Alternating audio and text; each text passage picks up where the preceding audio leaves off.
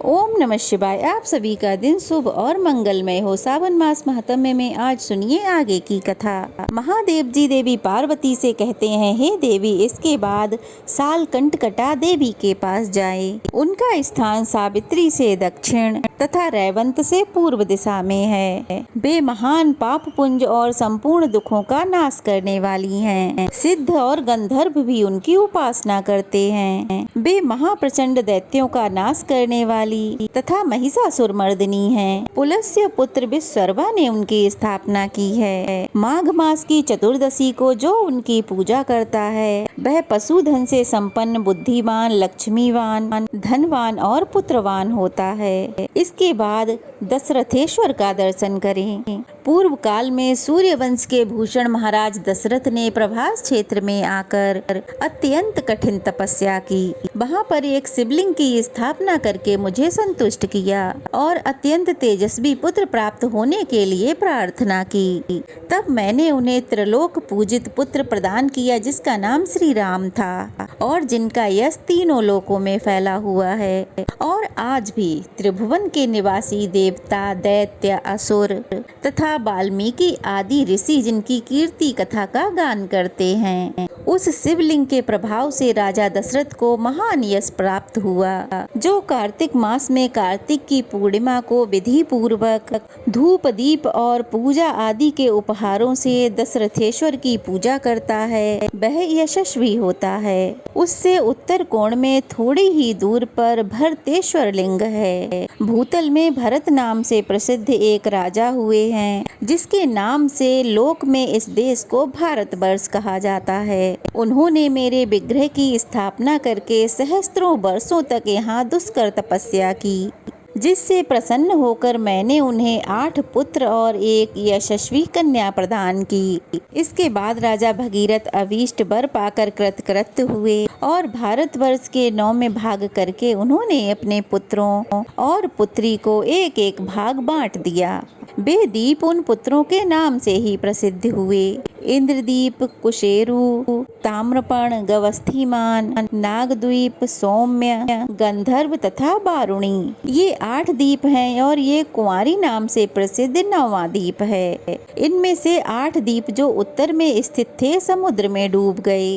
गांव और देश आदि के सहित सागर में विलीन हो गए। उनमें से ये कुमारी नामक द्वीप ही अब शेष है। ये बिंदुसर से लेकर समुद्र तक दक्षिण से उत्तर तक फैला हुआ है, जिसकी लंबाई 9000 योजन और चौड़ाई 1000 योजन है। जो भरतेश्वर लिंग का पूजन करता है वह सब यज्ञों और दानों का फल पाता है। जो कार्तिक मास की पूर्णिमा को कृतिका नक्षत्र के योग में भरतेश्वर का दर्शन करता है वह स्वप्न में भी भयंकर नरक को नहीं देखता। सावित्री के स्थान से पश्चिम दिशा में एक ही स्थान पर 4 शिवलिंग हैं। उनमें से 2 शिवलिंग तो पूर्व में हैं और 2 पश्चिम में हैं। उन चारों के नाम इस प्रकार हैं: कुशकेश्वर, गर्गेश्वर, पौषेश्वर तथा मैत्रेश्वर। जो जितेंद्रिय मनुष्य भक्ति पूर्वक इन चारों लिंगों का दर्शन करता है वह सब पापों से मुक्त होकर मेरे परम धाम को जाता है। वैशाख शुक्ला चतुर्दशी को वहाँ स्नान करके ब्राह्मणों की पूजा करें और उन्हें यथाशक्ति वस्त्र दें। सावित्री के पूर्व भाग में गड्ढे के अंदर कुंतीश्वर नाम से प्रसिद्ध एक शिवलिंग है। पूर्व काल में जब पांडव तीर्थ यात्रा के प्रसंग से कुंती के साथ प्रभास क्षेत्र में आए थे उस समय कुंती देवी ने वहाँ एक शिवलिंग स्थापित किया जो सभी पाप भय को दूर करने वाला है। कुंतीश्वर लिंग के दर्शन से मन, वाणी और क्रिया द्वारा किए हुए सभी पाप नष्ट हो जाते हैं। हे पार्वती, वहाँ से अग्निकोण में समस्त पापों का नाश करने वाला अन्य तीर्थ अर्क स्थल है। उसका दर्शन करके मनुष्य 7 जन्मों तक दरिद्र नहीं होता तथा उसके 18 प्रकारों के कुष्ठ नष्ट हो जाते हैं। इसलिए इसलिए सप्तमी तिथि को त्रिसंगम तीर्थ में स्नान करके पुण्यवान मनुष्य उनका पूजन अवश्य करे। सिद्धेश्वर से दक्षिण भाग में 3 धनुष से अंतर पर मांडवेश्वर लिंग है। जो माघ मास की चतुर्दशी को जितेंद्रिय होकर उनकी पूजा करके रात में वहां जागरण करता है, वह यमलोक में नहीं जाता। वहीं पर पुष्पदंत ने कठोर तपस्या करके एक शिवलिंग स्थापित किया, जिसका दर्शन करके प्राणी जन्म मरण और संसार के बंधन से मुक्त हो जाता है और इस लोक तथा परलोक में मनोवांछित फल प्राप्त करता है। सिद्धेश्वर के पास ही पूर्व में थोड़ी ही दूर क्षेत्रपेश्वर नाम का उत्तम लिंग है। शुक्ल पक्ष की पंचमी को उनका दर्शन करने से मनुष्य को कभी सर्प नहीं काटता। सरस्वती, हिरण्या और समुद्र का संगम देवताओं के लिए भी दुर्लभ है। उसका नाम मिश्र तीर्थ है। वहाँ का जल सब जलों में प्रधान है, इसलिए वह उत्तम तीर्थ है। सूर्य ग्रहण आने पर उसकी महत्ता कुरुक्षेत्र से भी बढ़ जाती है। उस स्थान पर किया गया जप और दान कोटि गुना फल देने वाला होता है। मंकीस से पश्चिम भाग में कृत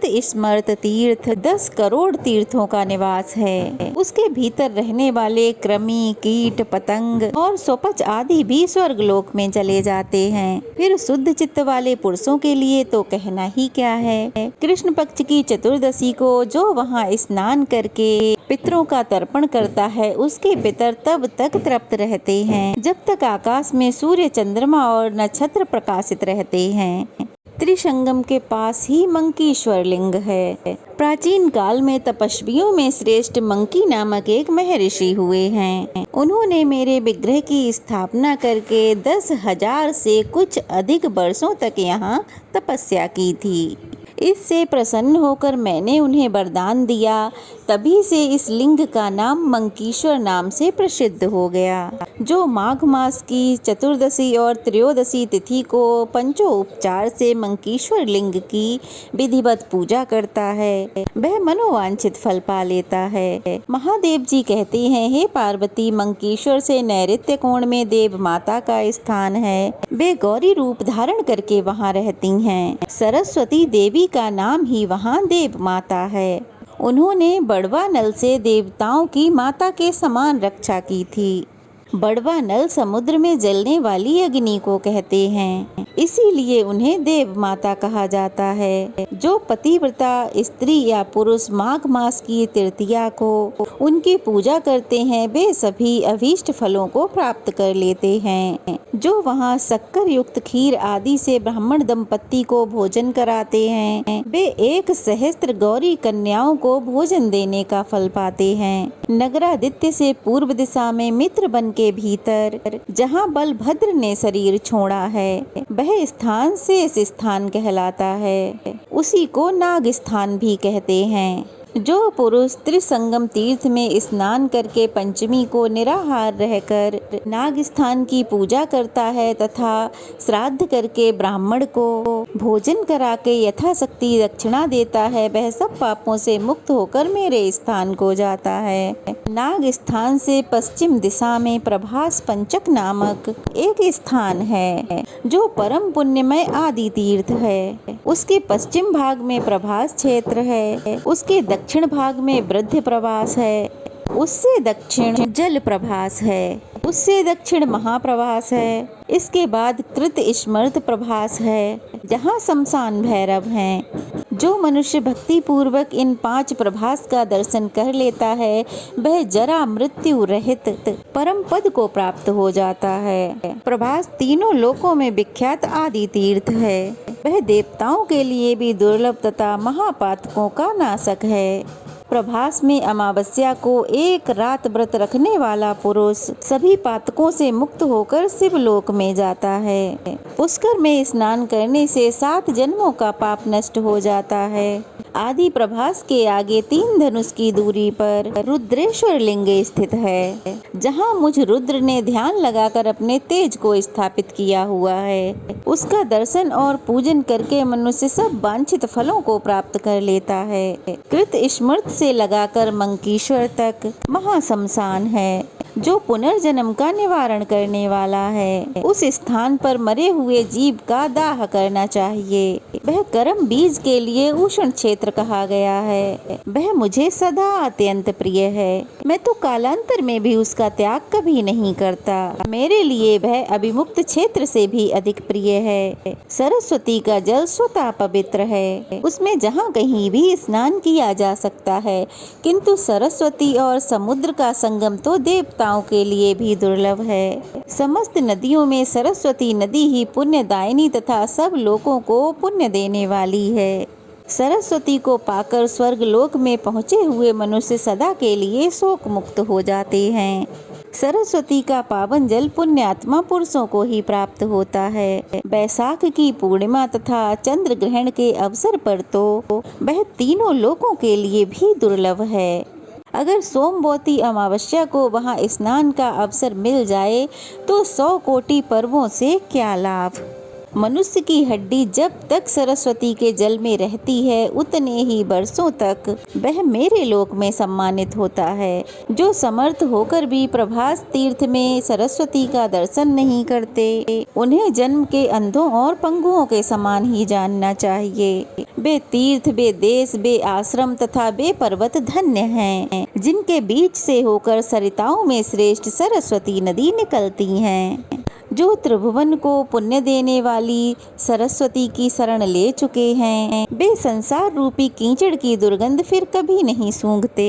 प्रभास तीर्थ में सरस्वती नदी स्वर्ग की सीढ़ी है। सरस्वती के दर्शन से मनुष्य राजसु यज्ञ का फल पा लेता है। सरस्वती से बढ़कर दूसरा कोई तीर्थ न तो हुआ है और न ही होगा। जहाँ समुद्र का जल सरस्वती की लहरों से व्याप्त रहता है, उस जल में जो भी मनुष्य स्नान करेंगे, हे देवी, वे प्रत्येक युग में ऐश्वर्यवान होंगे। जिन मनुष्यों का शरीर सरस्वती के जल से अभिषिक्त होता है, वे धन्य हैं, वे मुनि हैं और उन्हीं का सर्वत्र यश हर जगह फैला है। देवी पार्वती को इतना सब कुछ बताकर महादेव कुछ समय के लिए मौन हो गए। जय भोलेनाथ। आज की कथा कैसी लगी कमेंट बॉक्स में जरूर बताइएगा। अच्छी लगी हो तो वीडियो को लाइक करके शेयर करें और नए हैं तो प्लीज़ चैनल को सब्सक्राइब करें। ओम नमः शिवाय।